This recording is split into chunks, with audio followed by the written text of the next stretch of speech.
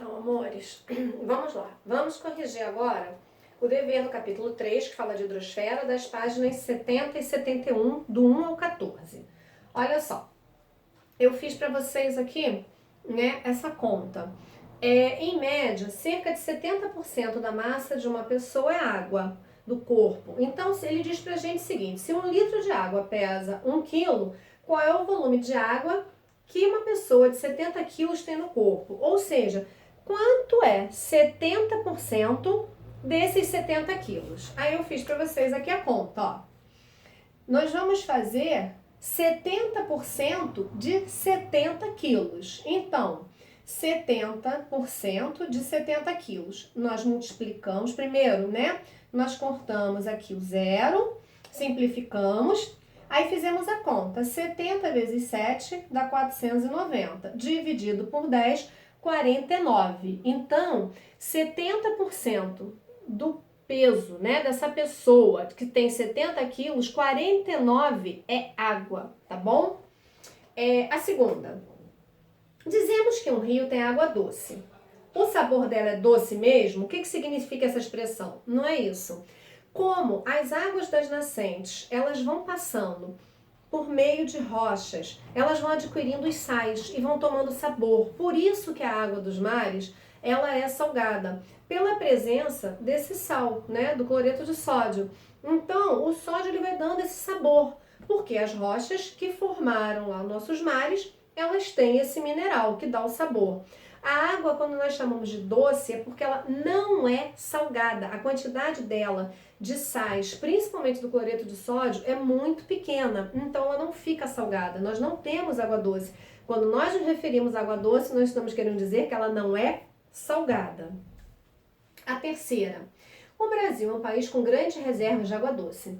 Porque mesmo assim, muitas regiões podem sofrer com a falta d'água, porque essa distribuição ela não é igual, tá? Existe uma distribuição de água pelo país que ela é muito diferente. Por exemplo, na região Nordeste, apesar eles têm a água ali na região perto do litoral, mas o interior, o sertão, a chuva não consegue acontecer porque nós não temos a umidade chegando. Nós temos muitas chapadas que fazem barreiras. Se você não tem o vapor, você não tem aquele rio flutuante que eu falei para vocês chegando, a gente não tem a chuva. E quando chove, o terreno na região, por exemplo, é muito sedimentar. E a gente sabe que as rochas sedimentares, elas são porosas, né? Elas são formadas por fragmentos. Então a água consegue se infiltrar muito. Eles não têm terrenos com rochas bem sólidas para conseguir que a água se infiltre e fique presa ali. E a vegetação também não ajuda, né? Uma coisa leva a outra, tá? Então essa má distribuição faz com que algumas regiões tenham mais água do que outras.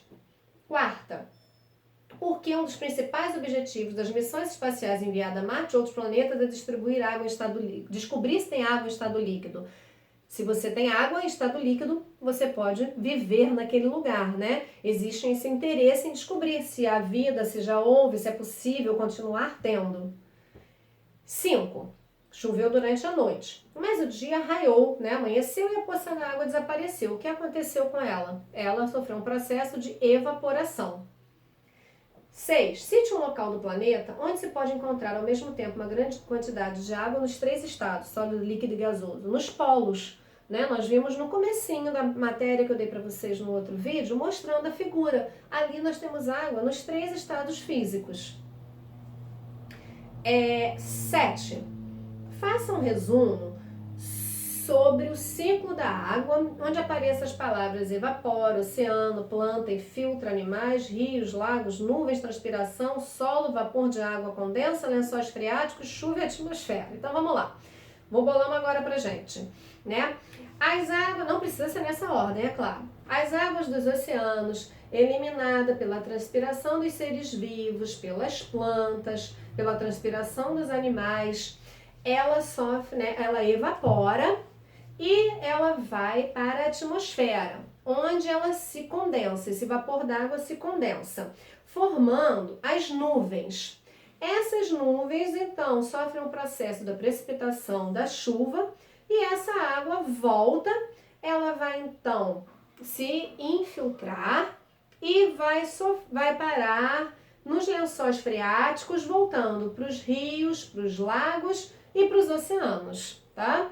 E a gente vai contar aí o nosso ciclo da água, mas não é necessário que tenha que ser nessa ordem, nem na minha ordem, desde que, claro, exista aí uma coerência, né? Da gente falar que a água que evapora, ela vai para a atmosfera, ela se condensa, ela vira nuvens, a sequência que tem que estar do processo correto, tá? Oitava, a figura abaixo mostra o ciclo da água. Os nomes indicados pelos números. 1, evaporação. 2, está saindo da planta, tá? Então é a evapotranspiração. 3, condensação. 4, chuva ou precipitação. Ele não botou pra gente aqui o número 5, tá? Porque é apenas o leito, o caminho da água no rio, não tá havendo infiltração nesse desenho, tá? 9. A água da chuva que um dia está nas enchentes pode futuramente ser retirada de um poço, por quê? Poder pode, porque ela vai se infiltrar no solo e ela vai parar no poço, mas a gente tem que ter cuidado se essa água não foi contaminada, tá? 10. De quais formas a água que bebemos ou que ingerimos como alimento é devolvida ao ambiente?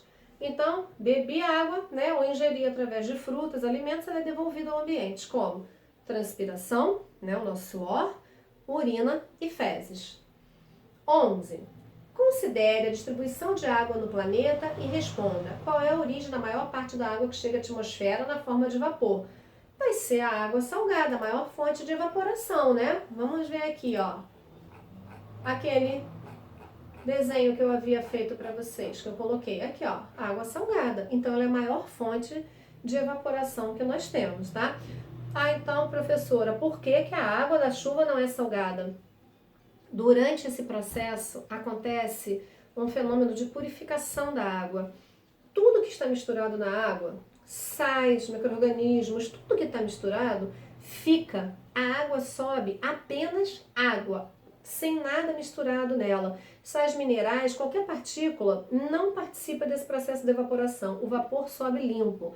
É importante, são processos de purificação. Então, por que a água não volta limpa? Porque quando ela desce, ela vai se misturando à poluição que está na atmosfera. Tanto que existe um processo chamado chuva ácida, né? O diesel, ele libera enxofre. Esse enxofre que sobe, fica na atmosfera, se combina com o hidrogênio da água, formando um sulfato. E aí forma esse processo de chuva ácida, que é um tipo de substância que causa problemas alérgicos, danifica pinturas de carro, mármores de fachadas, tá?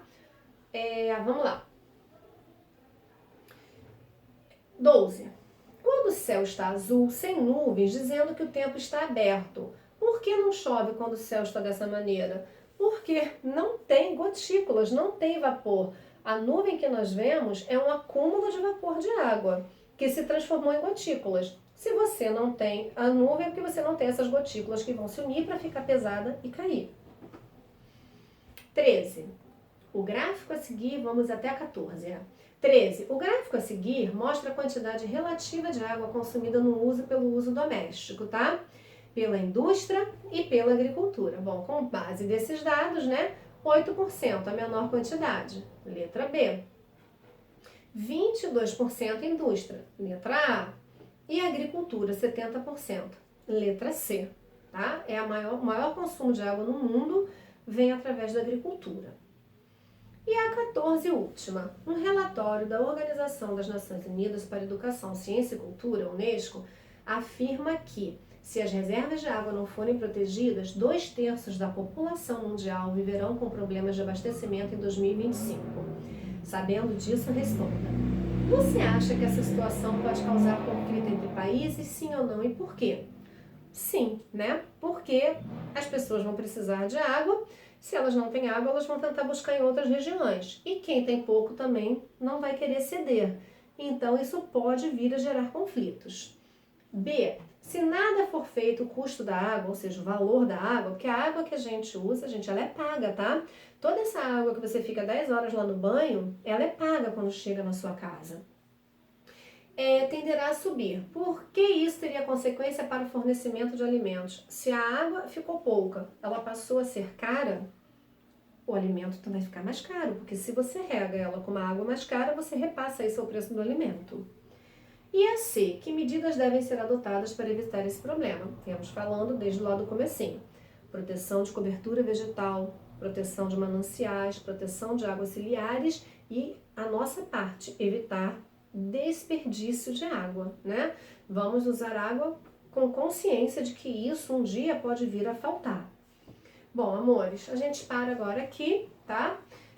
Próxima semana a gente volta com outra matéria. E fica um beijo grande e até a próxima, tá bom?